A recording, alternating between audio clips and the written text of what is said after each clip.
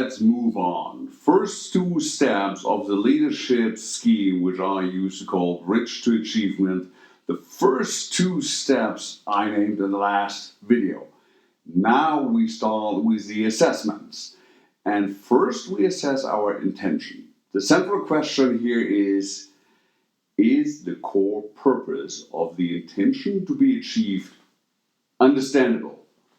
Or, in case I have received the intention, do I understand the purpose of that intention? That sounds easy and trivial to you? All right. Let me tell you something. Any time invested into this is time well spent. So the first thing we look at is the core purpose of the given intention.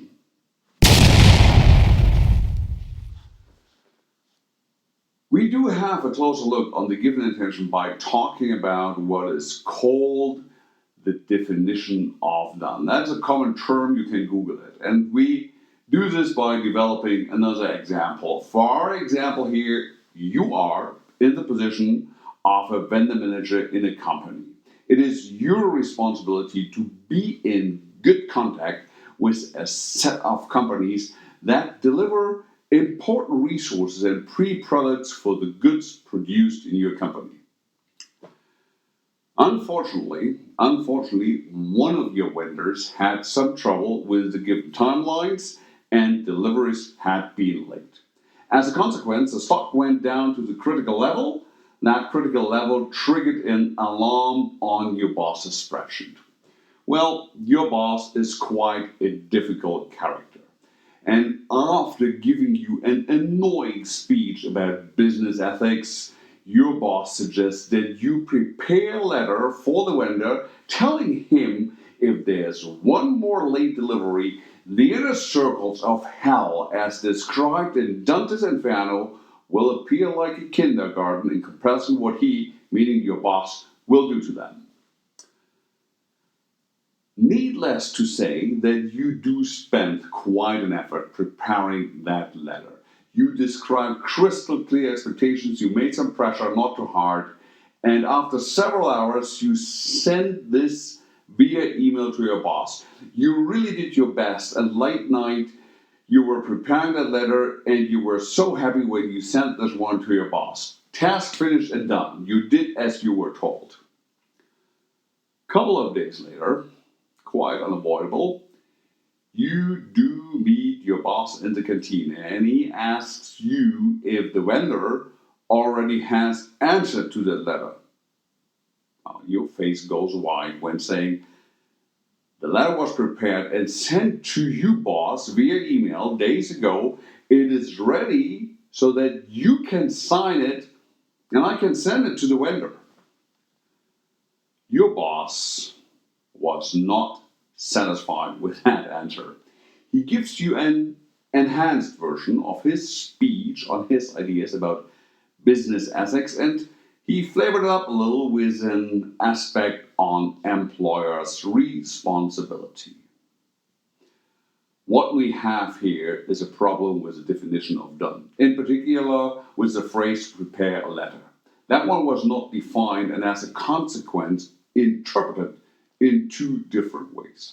Well, naturally the question arises, who is responsible for that mistake? Spend a moment on that question. What is your first instinct? Who is responsible for that mistake?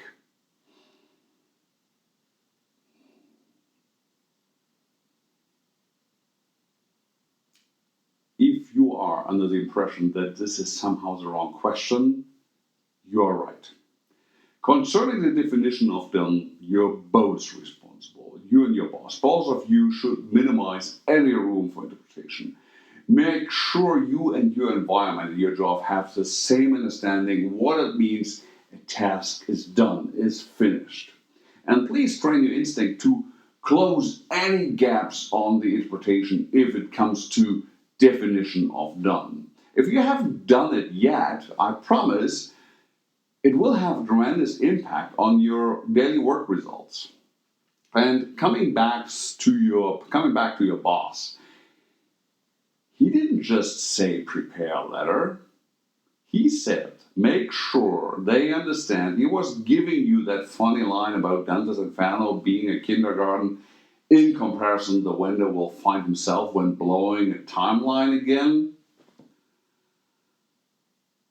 Obviously, the core intention of your boss was clearly not to prepare a letter. The core purpose was to get that vendor back to schedule and ensure deliveries. Let us go back to the example of you driving your daughter to ice hockey training. You remember that, right? What was the core purpose here? Driving her? Think about it. The core purpose was to enable her to participate that afternoon in her ice hockey training. So yes, we have to think about timing and transportation assets like the car with a full tank. But didn't we forget something? Now think yourself.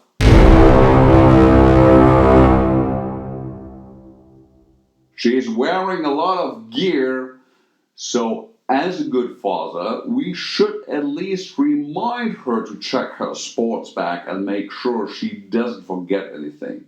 That was in no way mentioned when the intention was articulated to drive her to ice hockey training. But no doubt, the sports gear is somehow an item to think about. It does make no sense to drive her to that training without her equipment.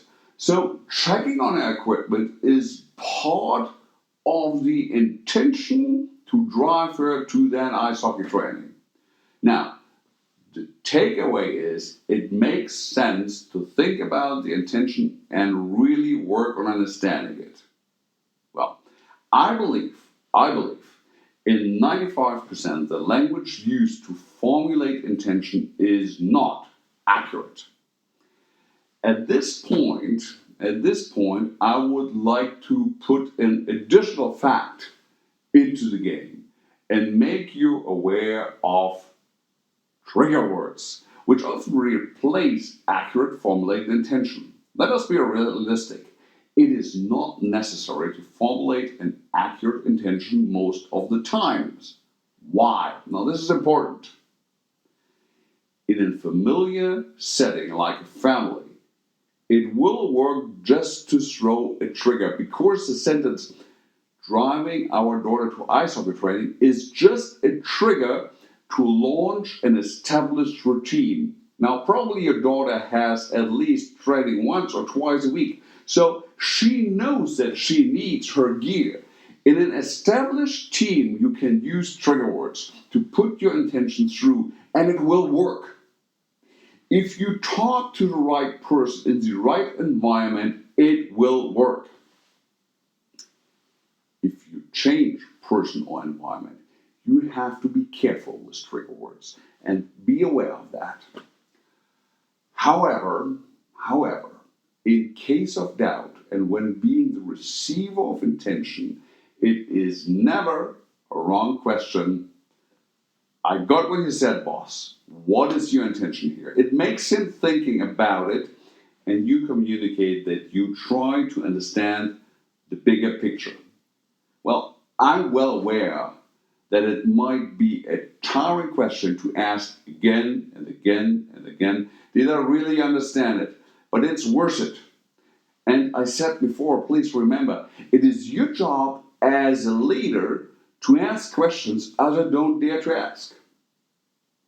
Now, after we understood what the intention really means and we have a common understanding when it is done and we have a common understanding of that intention being finished and completed, we move on to the next item.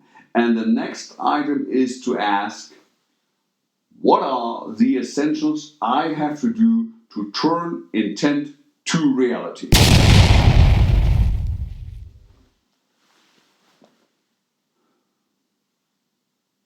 This is about defining the essentials of own performance.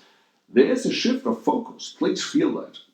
Up to now, we are concentrating to really understand what our boss wants from us.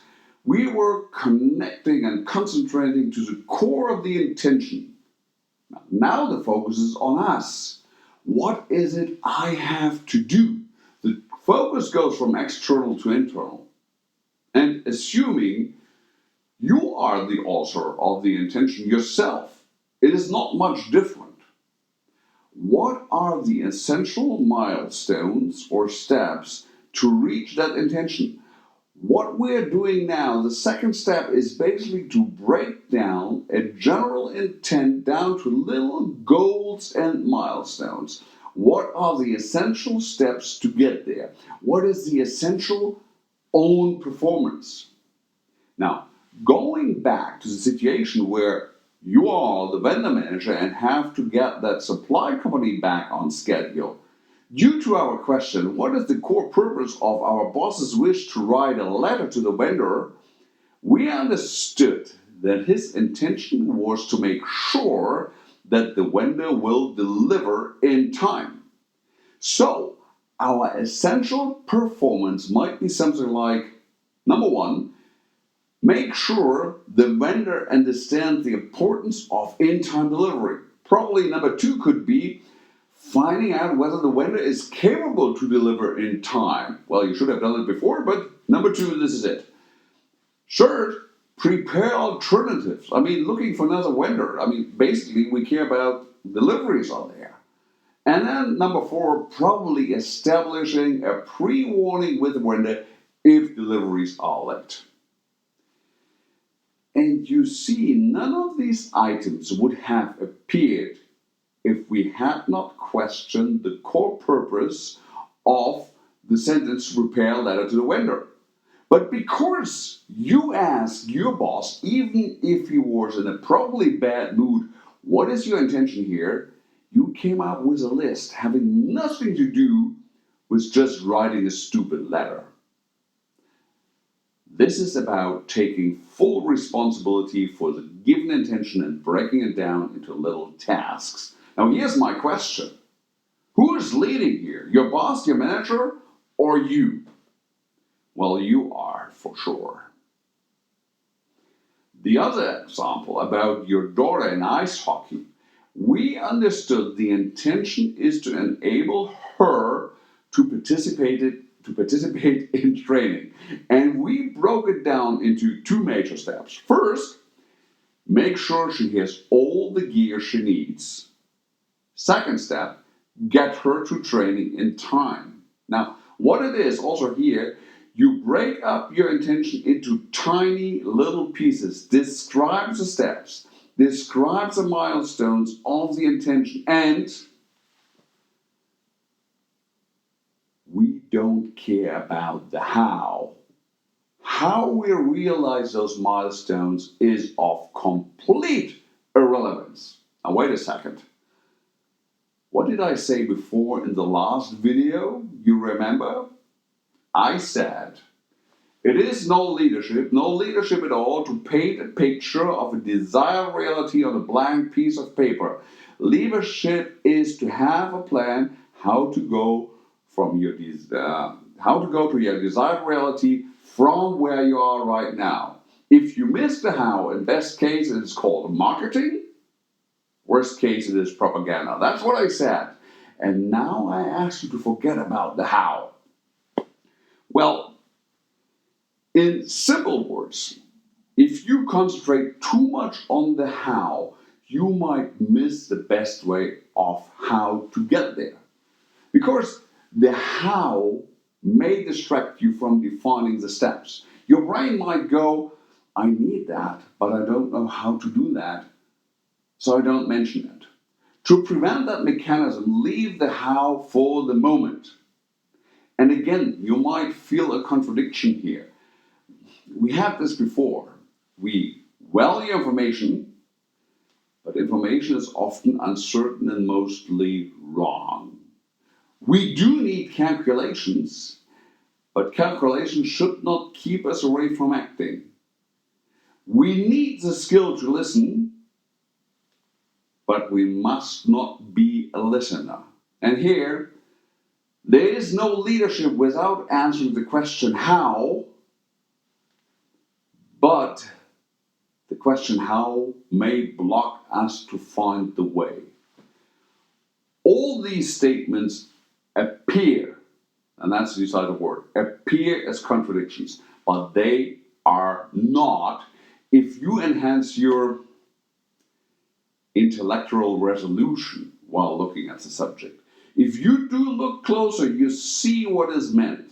Yes, you have to answer the question how, but this here is the wrong place. You need the skill to listen because it's part of connecting to people. There will be contradictions in this class. You can enhance your intellectual resolution as much as you want, they will not go away. And don't worry, we will get there. But this is not the case here, not here. And there is a great potential misusing this concept. But sometimes to get to a certain point, you have to walk in the opposite direction. And the rule in leadership is when defining the essential steps of own performance, you do not care about how you want to reach the fulfillment of those steps. When this is done, there's a third question you have to ask, and this is about restrictions and terms. What constraints I have to consider? Are there any stipulations? Are there any given limits to my actions? Well, for sure, if we think about the example of you as a vendor manager, you have to write that letter because it is expected. You can't ignore that. About your daughter, well, probably, if you look for cheap ones, the speed limit on the highway can be seen as a restriction for sure.